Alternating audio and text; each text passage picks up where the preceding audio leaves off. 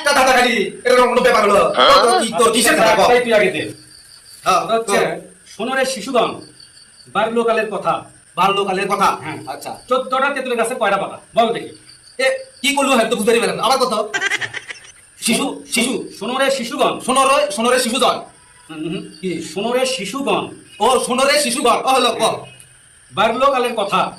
বাল্য বাল্যকালের কথা। কি উপরে বাল্য না নিচে বাল্য?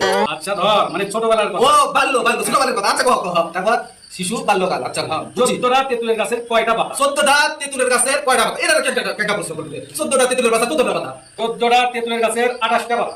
হ্যাঁ 14টা তেঁতুলের গাছে 28টা পাতা এই দেখ কে কে করে যখন তেঁতুলের গাছটা প্রথমে বড় হয় আবার হয় তখন দেখি দুটো করে পাতা হয়। দুটা করে পাতা হয় যখন প্রথমে এই যে বিচি থেকে বের হলো হ্যাঁ বাইরে হলো দুটো করে পাতা হয়। যখন বাইরে হলো দুটা পাতা হলো তাহলে বোঝে এখন 14টা তেঁতুলের গাছে তাহলে ডবল কর কয়টা পাতা হচ্ছে? 14টা তেঁতুল গাছ 28টা হয় হ্যাঁ